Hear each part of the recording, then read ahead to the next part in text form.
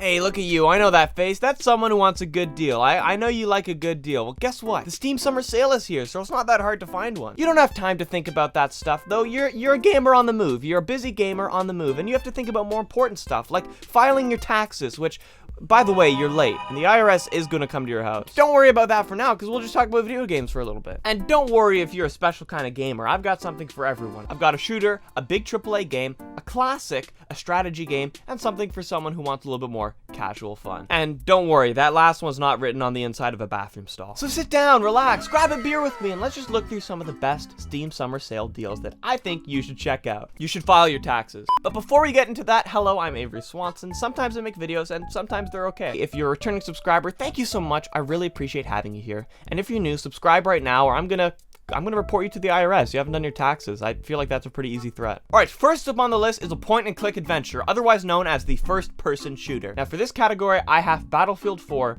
Premium Edition. The hype for Battlefield 2042 is real. I mean, I know I'm feeling it, and Battlefield 4 is just one of the classics. It is such a great game, and I've recently gone back to revisit it, and I'm happy to report it completely holds up in like every way. There is something for every kind of shooter fan in here. There's really good gunplay, there's small, tight maps, lots of close quarters combat, and then you have the big sprawling stuff with levolution and buildings falling and helicopters.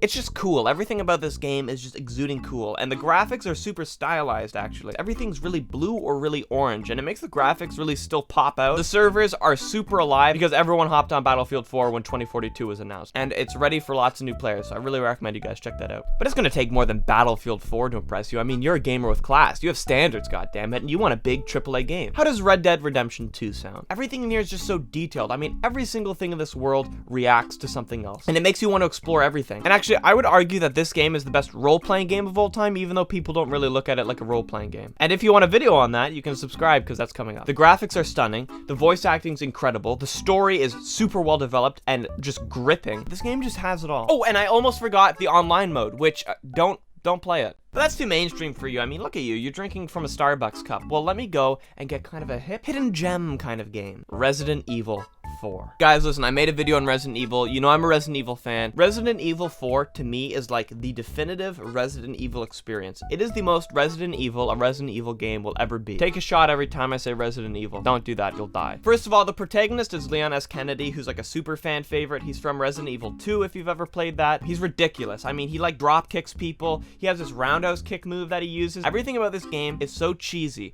It's so campy, and yet it works. I don't know how they did it, but they struck this perfect balance between like super campy B-movie humor and like survival horror. This is actually the first game in the series where they had the over-the-shoulder third-person point of view. And that shows, I will warn you that shows, the controls in this game, they're terrible. They're horrible controls. You have to stop moving to aim, and then it's like super clunky, and you've got to click a button to shoot. It's horrible. Shooting in this game puts you at such a disadvantage, and that's part of what makes it fun, because it's so much harder to navigate this game with these horrible controls. Trust me, stick it out. It's worth it. If you're at all a fan of Resident Evil, maybe you played Village and you want to get more into the series, this game, this is the one where it's like peak Resident Evil. This is unfiltered.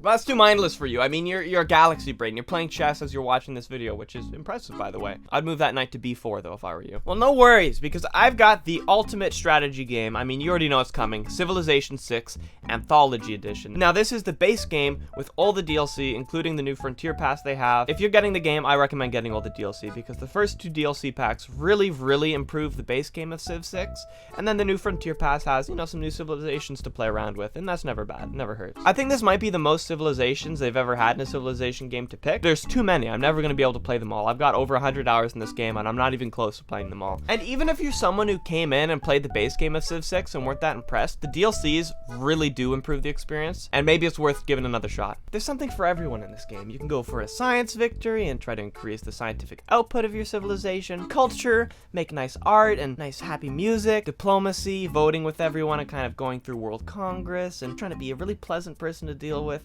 religion, trying to spread the good word of your Lord and Savior to all the other neighboring civs, and domination, where you drink the blood out of your enemies' skulls and conquer their capital city and snuff out any light that civilization had, because they're now part of your empire, and you will rule the world, and you will destroy and demolish anyone who stands in your way. You research nukes.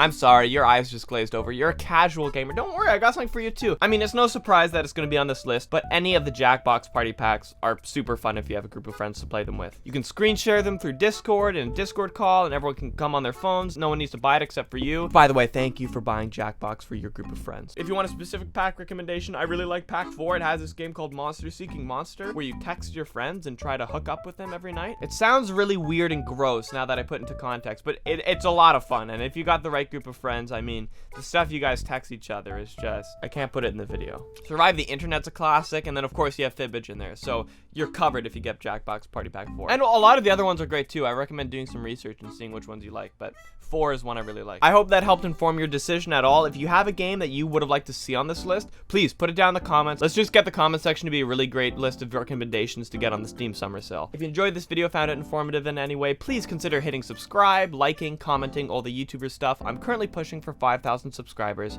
and I think I can hit it. Thank you guys for watching. Cheers, enjoy. Game on, gamer.